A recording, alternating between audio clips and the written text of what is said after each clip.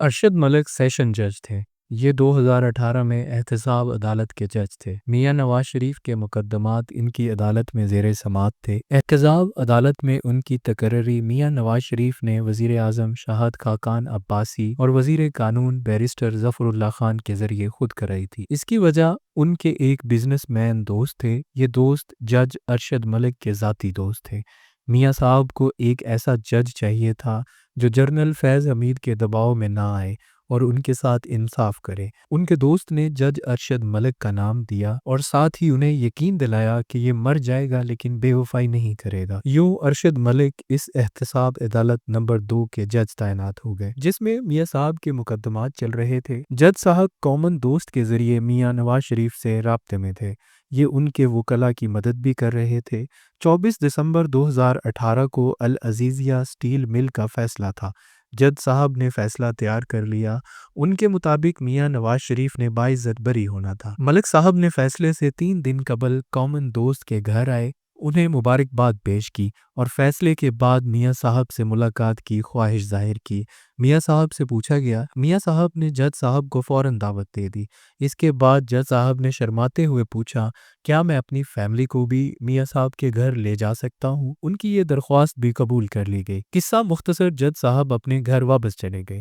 دوسرے دن کامن دوست نے جج صاحب سے رابطہ کیا، لیکن غیر متوقع طور پر ان سے رابطہ نہ ہو سکا۔ جج صاحب نے رنگ بیک بھی نہیں کیا۔ کامن دوست کا ماتھا ٹھنکا اور وہ جج صاحب سے مسلسل رابطہ کرتا رہا، مگر دوسری طرف سے مسلسل سناٹا رہا۔ رات ہو گئی۔ اگلے دن فیصلے کا دن تھا۔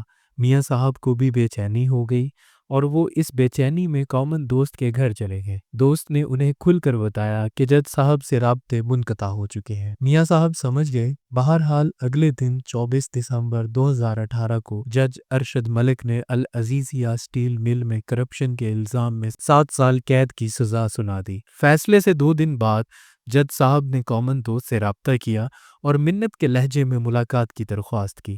ملاقات طے ہو گئی۔ جج ارشد ملک آئے اور ہاتھ جوڑ کر دوست کے سامنے بیٹھ گئے۔ ان کی آنکھوں میں آنسو تھے۔ جج صاحب نے اس کے بعد بتایا، ہماری آخری ملاقات کے بعد مجھے جنرل فیض حمید کے اسٹاف آفیسر کا فون آیا۔ مجھے اگلے دن ڈی جی کے دفتر بلایا گیا۔ میں نے معذرت کر لی، لیکن ان کا کہنا تھا ملاقات ضروری ہے سر۔ آفیسر نے لفظ ضروری پر زور دیا۔ میں انکاری رہا، لیکن دوسرے دن ان کی گاڑیاں آ گئی اور وہ لوگ مجھے لے گئے۔ مجھے پہلے ملاقاتی کمرے میں بٹھایا گیا، پانی اور چائے پوچھی گئی، لیکن میں نے معذرت کر لی۔ اس کے بعد ایک آفیسر آیا، اس کے ہاتھ میں بڑی اسکرین والا ٹیبلٹ موبائل فون تھا۔ اس نے وہ میرے سامنے رکھ دیا۔ اسکرین پر ایک ویڈیو کلپ پاز تھا۔ اس نے پاز کا بٹن پش کیا اور کلپ چلنا شروع ہو گیا۔ میں وہ دیکھ کر کانپ گیا۔ وہ میرا کلپ تھا۔ وہ غیر اخلاقی تھا۔ میری جوانی کی غلطی تھی۔ میں کسی دوست کے فلیٹ پر تھا اور وہاں شوٹ کیا گیا تھا۔ وہ دیکھ کر میرے سردی میں پسینے چھوٹ گئے۔ میں کانپ گیا۔ میں بہو بیٹیوں والا تھا۔ میرا پورا خاندان ہے۔ اگر وہ کلپ کسی کے سامنے آ جاتا تو میں نوکری، عزت، زندگی تینوں سے محروم ہو جاتا۔ میں شدید پریشان تھا۔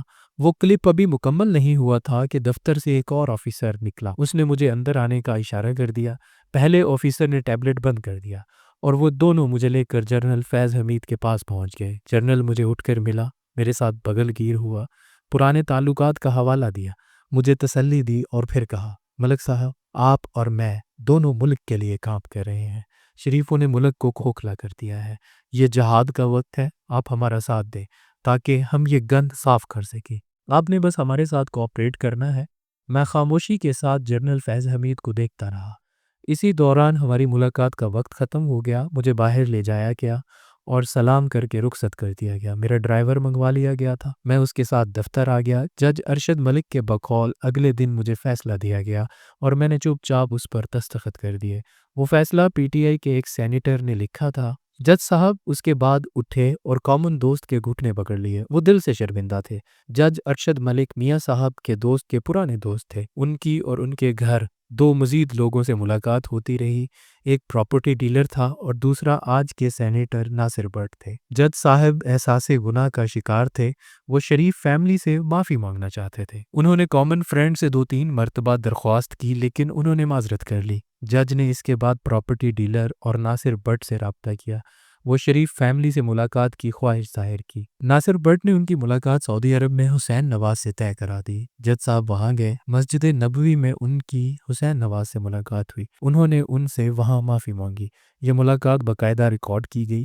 جج کی گفتگو اور اعترافات بھی ریکارڈ ہوئے، جن میں انہوں نے سپریم کورٹ کے جج اعجاز الحسن کے بارے میں بھی انکشافات کیے۔ ناصر بٹ نے خفیہ کیمرے کے ذریعے راولپنڈی میں بھی جج سے مختلف ملاقاتیں کی۔ ملاقاتوں کے دوران بے شمار چیزیں ریکارڈ کی تھی۔ میاں نواز شریف اس وقت جیل میں تھے۔ جون 2019 میں شریف فیملی نے جج ارشد ملک کی ویڈیو میڈیا کے سامنے پیش کرنے کا فیصلہ کیا۔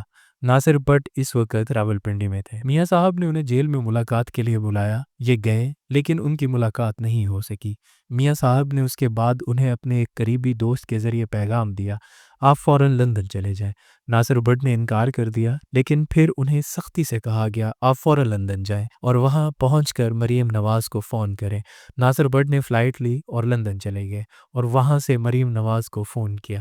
اس کے بعد 6 جولائی 2019 کو مریم نواز نے لاہور میں پریس کانفرنس کی اور جج ارشد ملک کی ویڈیو چلا دی۔ اس ویڈیو سے جنرل قمر جاوید باجوہ بہت ڈسٹرب ہوئے۔ شریف فیملی نے جنرل باجوہ کے ایک دوست جو غالباً شجاعت عظیم تھے کے ذریعے انہیں یہ اطلاع دی کہ اس ویڈیو کے اگلے 2 حصے زیادہ خطرناک ہیں۔ ان میں سپریم کورٹ کے ججز بالخصوص جسٹس اعجاز الحسن کے کارنامے بھی شامل ہیں۔ یہ صورتحال جنرل فیض حمید کے لیے بھی پریشان کن تھی۔ بہرحال قصہ مختصر، جنرل فیض حمید نے اگلی 2 ٹیپس کے بدلے میاں نواز شریف کی رہائی کا سودا کر لیا۔ میاں صاحب سے جیل میں ملاقاتیں شروع ہوئیں، جن کی براہ راست نگرانی جنرل فیض الحمید خود کرتے تھے۔ یہ فیصلہ ہوا میاں صاحب کو میڈیکل گراؤنڈز پر لندن جانے کی اجازت دے دی جائے گی اور یہ اس کے بعد بے شک واپس نہ آئے۔ ان کی غیر موجودگی میں ان کے خلاف عدالتوں سے کوئی فیصلہ نہیں ہوگا۔ اس کے بعد میاں صاحب کی میڈیکل رپورٹس میں پلیٹلیٹس گرنا شروع ہوئے اور یہ گرتے چلے گئے۔ 2019 میں جیل کے ایک ڈاکٹر نے فون کیا اور میاں صاحب کی میڈیکل رپورٹس دکھا کر بتایا، جاوید چوہدری صاحب کو اکتوبر 2019 میں جیل کے ایک ڈاکٹر نے فون کیا اور میاں صاحب کی میڈیکل رپورٹس دکھا کر بتایا کہ آپ خبر دے دیں، میاں صاحب شدید علیل ہیں اور اگر ان کا فوری علاج نہ ہوا تو ان کی جان کو خطرہ ہے۔ انہوں نے یہ رپورٹ جنرل ریٹائرڈ اظہار کیانی کو بھجوائیں، ان سے مشورہ مانگا۔ ان کا فوری جواب تھا، میاں صاحب اس کنڈیشن میں زندہ کیسے ہیں، میں حیران ہوں۔ جنرل اظہر کیانی دوسرے دن خود بھی معائنے کے لیے جیل گئے۔ جاوید چوہدری نے فوری طور پر میاں نواز شریف کی صحت کی خبر بریک کر دی، جس سے پورے پاکستان میں طوفان برپا ہو گیا۔ کافی دیر بعد انہیں پتہ چلا کہ وہ بھی اس کھیل میں استعمال ہو چکے ہیں۔ بہرحال قصہ مختصر، میاں نواز شریف نے اکتوبر میں لندن جانا تھا، لیکن معاملہ ایک ایشو پر اٹک گیا۔ جنرل فیض حمید چاہتے تھے کہ میاں صاحب کو اسٹریچر پر لٹا کر جہاز میں سوار کیا جائے، جبکہ میاں صاحب کا کہنا تھا کہ میں اپنے قدموں پر چل کر جہاز تک جاؤں گا۔